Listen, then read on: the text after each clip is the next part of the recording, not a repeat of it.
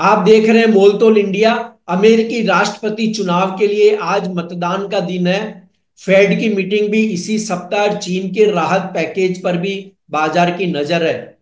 दूसरी ओर सोना चांदी के भावों में एक अच्छी बढ़त के बाद सुस्ती का आलम है।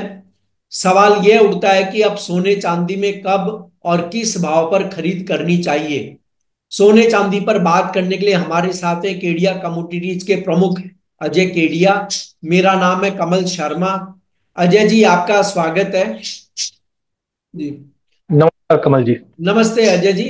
अजय जी, तीन बड़ी घटनाएं हैं: अमेरिकी राष्ट्रपति चुनाव के लिए मतदान और नतीजे, फेड मीटिंग, और तीसरी है जो राहत पैकेज चीन का।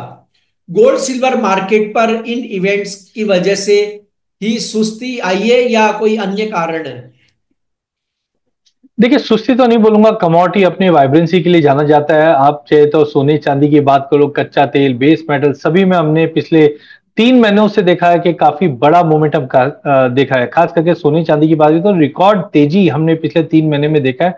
नो डाउट, जिस ढंग से आपने बताया है, ये हफ्ता काफी बड़ा हफ्ता है क्योंकि यहाँ पे यूएस के चुनाव सबसे इंपॉर्टेंट है। बिकॉज एक डेटा मैं सुबह कमल जी देख रहा था।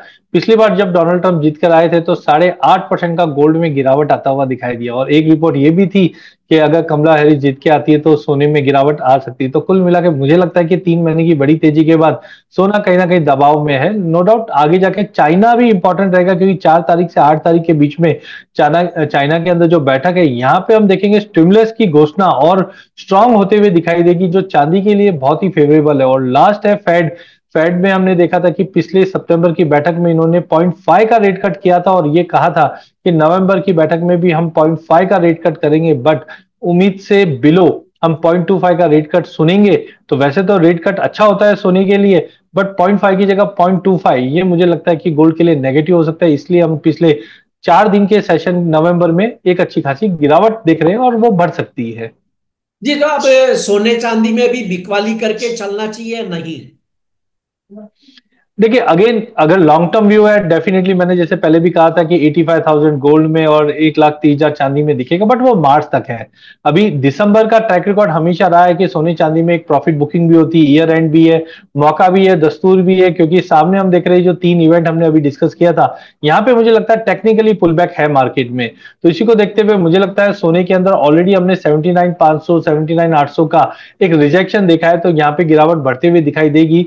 जो नीचे में मुझे लगता है 77,500 तक का एक टेम्पररी पुल बैक मिलेगा। वहीं चांदी ने तो हाई से लगभग 6,000 की बड़ी गिरावट दिखाई है, और टेक्निकली भी लग रहा है कि नीचे में 90,000 तक का एक सपोर्ट मिलेगा। तो दोनों ही काउंटर में मुझे लगता है कि एक बार गिरावट के साथ ही मार्केट में ट्रेड करता हुआ दिखाई देगा, तो बिकवाली कर सकते हैं विथ स्ट्रिक्ट स्टॉप लॉस या ऑप्शन के साथ हेज करके, बट बिकवाली करना चाहिए। अगले 2-3 दिन मार्केट में गिरावट रहेगी।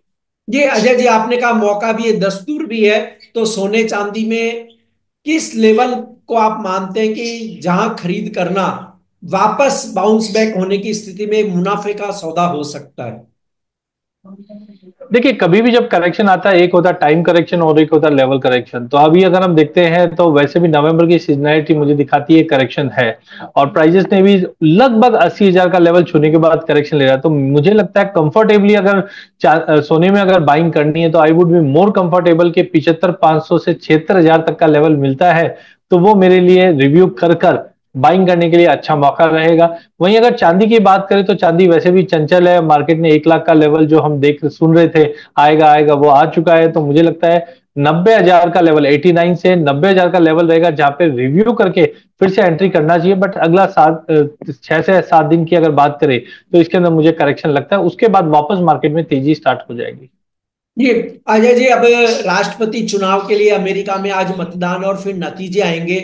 ऐसे में आप एक ट्रेडर को क्या सलाह देंगे? बाजार से दूरी रखे या किस तरह से ट्रेड करे? कौन सी रणनीति को अपनाए कि उसे नुकसान न सहना पड़े?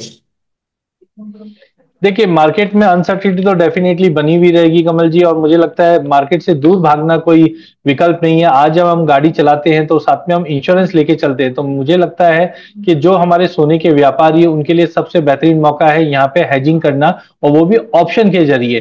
तो एमसीएक्स के अंदर अगर हम जाते हैं तो यहाँ पे हम जानते हैं कि हमारे पास अगर जो भी पोजीशंस खड़ी है वहां पे आप गोल्ड में हेज करके चल सकते हैं। हेज के लिए आपके पास जैसे कि फिजिकल में ऑलरेडी सोना खड़ा है या फ्यूचर में आपके पास सोना खड़ा है, तो वहां पे आपको पुट लेना है। पुट लेने से होगा क्या, इनकेस अगर मार्केट में करेक्शन आता है, मैं आपको तीन रणनीति बताता हूं जो फिजिकल के हिसाब से भी और फ्यूचर के हिसाब से भी वर्केबल है। तो पहला है कि अगर आपके पास फिजिकल में सोना है, तो यहां पे हम देखते हैं 81,500 के आसपास सोना है। आप उसको थोड़ा लिक्विडेट करके फ्यूचर में पोजीशन बना लीजिए, क्योंकि फ्यूचर में जब आप बाय करते हो तो 15 से 20% का ही मार्जिन लगता है। सेकेंडली, उसके अगेंस्ट जो फ्यूचर बाय किया है उसके अगेंस्ट हम क्या करेंगे, पुट ले लेंगे। पुट लेने से आपकी इंश्योरेंस हो जाएगी। लगभग अभी 78,400 का भाव है। अगर आप 78,000 का भी पुट लोगे तो 980 रुपए में आपको ये पुट मिल जाएगा, जिससे होगा क्या, जो फिजिकल में जो प्रीमियम है उसका भी बेनिफिट ले पाओगे। सेकंड स्ट्रेटेजी है जहां पे आपके पास अगर फिजिकल में या फ्यूचर में जो भी माल पड़ा है उसको आप बुक कर लीजिए, उसके अगेंस्ट आप कॉल खरीद लीजिए। कॉल खरीदने से होगा क्या, इनकेस अगर रिजल्ट के बाद मार्केट में तेजी भी आती है तो आप कॉल खरीद रहे हो, इसका मतलब है आप तेजी में ही बैठे हो।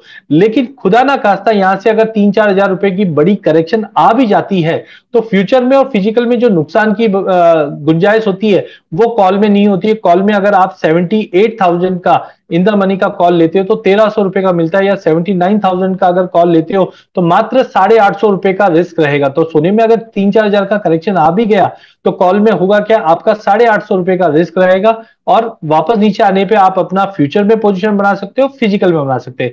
अब ट्रेडर के पॉइंट ऑफ व्यू से अगर मैं बात करूं, तो ट्रेडर के पॉइंट ऑफ व्यू से मुझे लगता है मार्केट में एक करेक्शन है।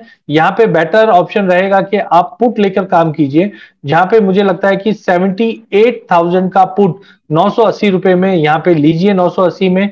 और हायर साइड पे मुझे लगता है कि ये 1500 तक का भी लेवल दिखा सकता है अगले 2 दिन में। तो इस तरीके से आप ऑप्शन के जरिए काम कर सकते हैं, क्योंकि जब वॉलिटिलिटी रहती है तो ऑप्शन सबसे सेफ होता है। जी अजय जी, आपका कोई डिस्क्लेमर? कमल जी, दोनों ही कमोडिटी में हमने बात की है, तो मेरा पर्सनल कोई डेरिवेटिव में पोजीशन नहीं है। फिजिकल में डेफिनेटली हो सकती है, हाँ मेरे क्लाइंटों की पोजीशन डेफिनेटली रह सकती है। जी, आपको कैसा लगा यह कार्यक्रम, इस पर दर्शक अपने कमेंट जरूर करें। शुक्रिया अजय जी, आपका धन्यवाद। बहुत बहुत धन्यवाद कमल जी।